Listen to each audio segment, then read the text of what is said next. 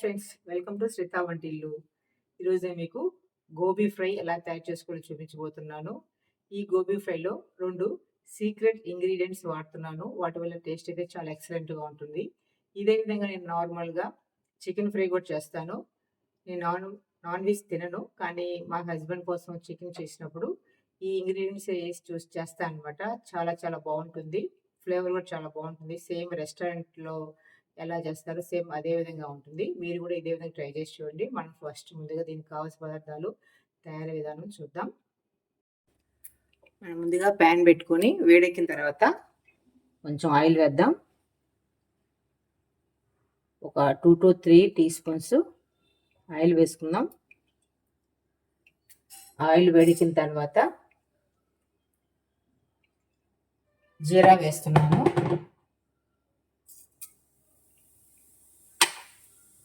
జీరా వేసుకున్న తర్వాత ఇది బాగా ఫ్రై అయిన తర్వాత ఇక్కడ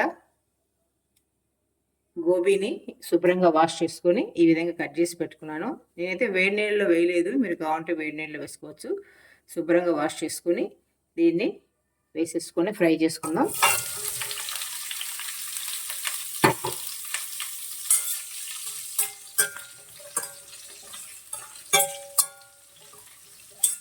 టూ మినిట్స్ ఫ్రై చేసుకుందాం. దీంట్లో తగినంత సాల్ట్ కూడా వేసుకుందాం.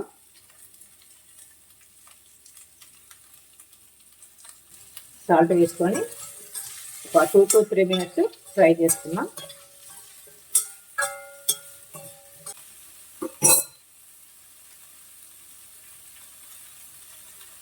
నేను ఇప్పుడే 2 గ్రీన్ చిల్లీ కూడా వేసేస్తున్నాను.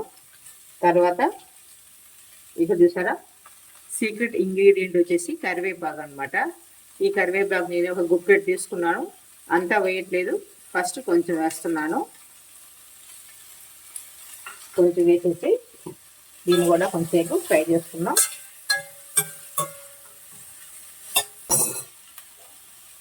మూత పెట్టేసుకొని ఒక 2 మినిట్స్ లో ఫ్లేమ్లో మగ్గించుకుందాం. 2 మినిట్స్ అయిన తర్వాత మూత తీసేసి పక్కన పెట్టుకొని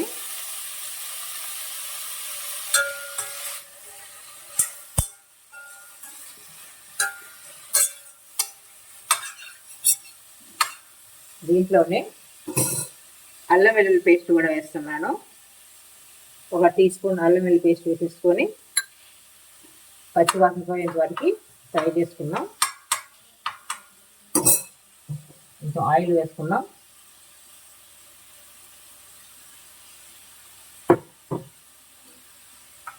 పచ్చివాసన పోయేంత వరకు ఫ్రై చేసుకుందాం. దీన్ని మనం మీడియం ఫ్లేమ్లో మాత్రమే ఫ్రై చేసుకోవాలి. ఒక 1 మినిట్ ఇట్లా ఫ్రై చేసుకుందాం. నేను చికెన్ ఫ్రై చేసేటప్పుడు ఒక టమాటా, ఒక ఆనియన్ కూడా వేస్తాను. ఈ గోబీ ఫ్రైకి అయితే నేను వేయట్లేదు, మీరు కావాలంటే వేసుకోండి, వేయిపోయినా బాగుంటుంది.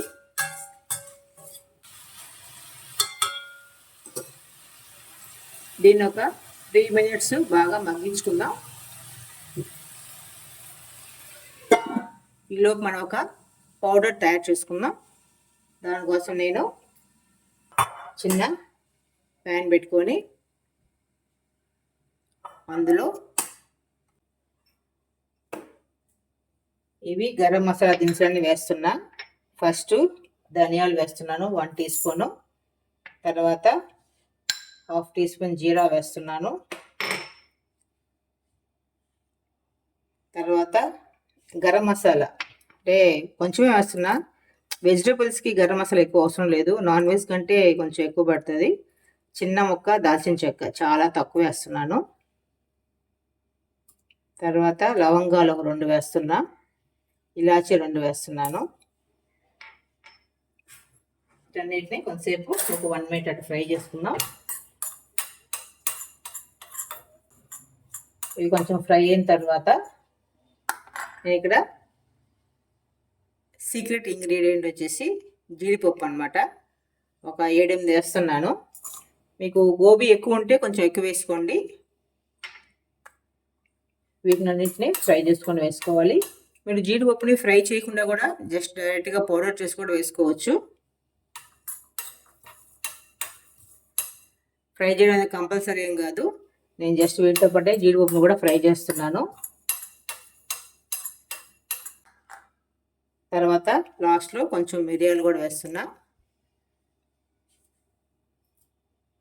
ఒక 10 ఉంటాయి మిరియాలు. అన్నిటిని ఫ్రై చేసుకొని ఇవి బాగా ఫ్రై అయిన తర్వాత కొంచెంసేపు చల్లార్చుకుందాం. చల్లారిన తర్వాత మెత్తగా పౌడర్ చేసుకుందాం. ఇవి కొంచెంసేపు బాగా మగ్గాయి. బాగా మగ్గిన తర్వాత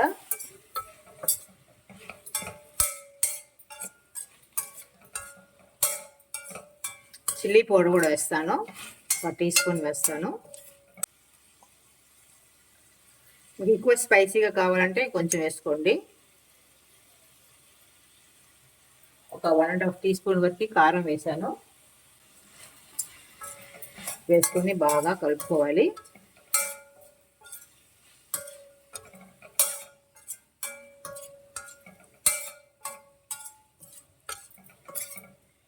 దీంట్లో వాటర్ ఏం వేయాల్సిన అవసరం లేదు.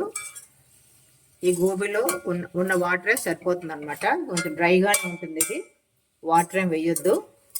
లో టు మీడియం ఫ్లేమ్లో పెట్టుకొని దీన్ని బాగా ఫ్రై చేసుకోవాలి.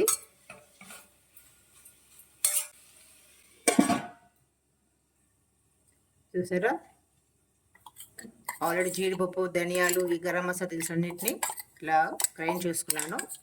ఇలాగా పౌడర్ చేసుకొని పక్కన పెట్టుకున్నాం.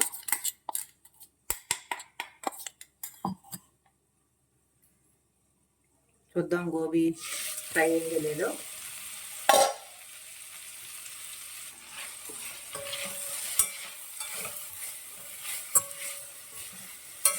ఇది ఒక 60% కుక్ అయిపోయింది. ఇంకా కొంచెం ఫ్రై అవ్వాలి.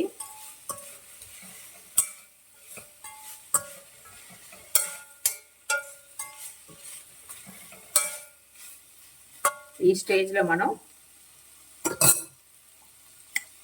ఈ గ్రైండ్ చేసి పెట్టుకున్న ఈ పౌడర్ వేసేసుకుందాం.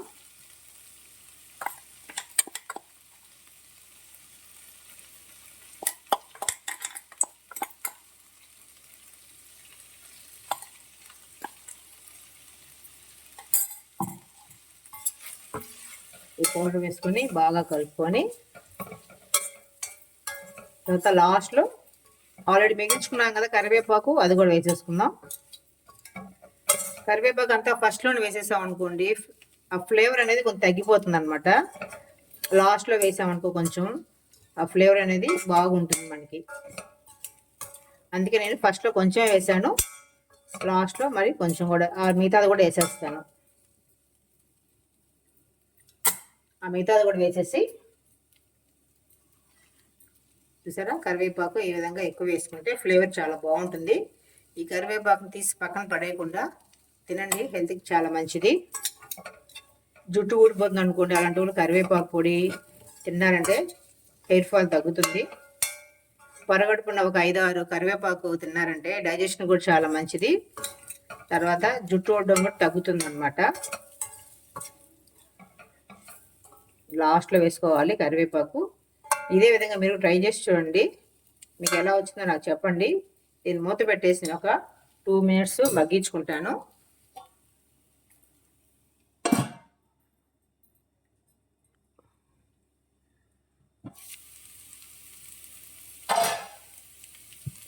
గోబీ బాగా మగ్గిపోయింది. ఇప్పుడు స్టవ్ కట్టేసి దీన్ని ఒక సర్వింగ్ బౌల్లోకి తీసుకుందాం. చూసారు కదా, గోబీ ఫ్రై అంత సింపుల్గా చేసుకోవచ్చు. మీరు కూడా ఇదే విధంగా ట్రై చేసి చూడండి. మీకు ఎలా వచ్చిందో నాకు కామెంట్లో తెలియజేయండి. ఇది రైస్లో సాంబార్ వేసుకున్నప్పుడు, పప్పుచారు కానీ, రసం కానీ ఆ కాంబినేషన్లో ట్రై చేస్తారంటే చాలా చాలా బాగుంటుంది. ఇది రైస్లోకే కాదు, డైరెక్ట్గా స్నాక్ లాగా కూడా తీసుకోవచ్చు. ఇందులో నేను ఫుడ్ కలర్ ఏం వేయలేదు. మీరు కావాలంటే రెడ్ ఫుడ్ కలర్ వేసుకోవచ్చు, కానీ ఫుడ్ కలర్స్ అంత మంచిది కాదు కాబట్టి అవేం వేయలేదు నేను. ఇలా చాలా ఈజీగా సింపుల్గా మీరు కూడా చేసుకోండి. మీకు నచ్చినట్లయితే లైక్ చేయండి. మళ్ళీ నెక్స్ట్ రెసిపీతో మళ్ళీ కలుద్దాం. అంతవరకు సెలవు, బాయ్ బాయ్.